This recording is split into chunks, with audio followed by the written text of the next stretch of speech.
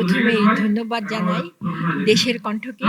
দেশের কণ্ঠ নানা ঝড় ঝঞ্ঝা উপেক্ষা করে সমস্ত বিপদ-আপদ, সমস্ত বাধা অতিক্রম করে আজকে ষষ্ঠ বছরে পদার্পণ করেছে।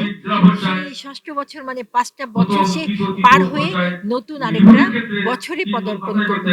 ৫ বছর পার হয়ে গেছে মানে বোঝা যায় একটি শিশু যেমন ৫ বছরে বিপদ-আপদ মুক্ত হয়ে যখন ৬ বছরে আসে তখন তার দীর্ঘ জীবন আমরা চিন্তা করতে পারি।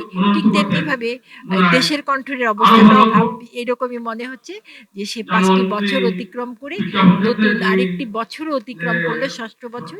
সে এগিয়ে যাচ্ছে বিপুল প্রতাপ, প্রতিপত্তি এবং পাঠকের ভালোবাসা নিয়ে এগিয়ে যাচ্ছে। এটার একটি অনলাইন ভার্সনও আছে, সেটা আমরা নিয়মিত পাই এবং দেশের কণ্ঠে যখন আমার লেখাটা থাকে তখনই আমি এই প্রিন্টিংটা কিনি। প্রিন্টিংটা আমাদের খুবই জরুরি। কারণ আমরা এখন সব অনলাইনে পড়তে প্রিন্টিংটা আর পাই না।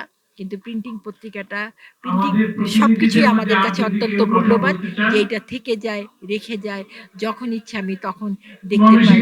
হয়তো সেইভাবে দেশের কণ্ঠকে আমরা ধন্যবাদ জানাই যে এই যে করোনার সময় করাল গ্রাসেও সে একদম তার যে অগ্রযাত্রা, তার যে ছাপা সবকিছুকে অব্যাহত রেখেছে। দেশের কণ্ঠের সাথে যারা যুক্ত তাদের সকলকে ধন্যবাদ। আর আমি তো মঞ্চে যখন ঘোষণা দিয়েছি যে আমার সংস্থা আপনাদের পাশে আছে, পাশে থাকবে এবং আমরা আপনাদের গ্রাহক হব। কমপক্ষে ২০০ টা অফিস তো আমাদের গ্রাহক হতেই পারে। প্রশিকার সকল কর্মীদের পক্ষ থেকে আপনাদের শুভেচ্ছা, শুভকামনা এবং আমরা সবসময়ই সকল সময়ই দেশের কণ্ঠ থাকব। দেশের কণ্ঠ প্রশিকার সঙ্গে থাকবে।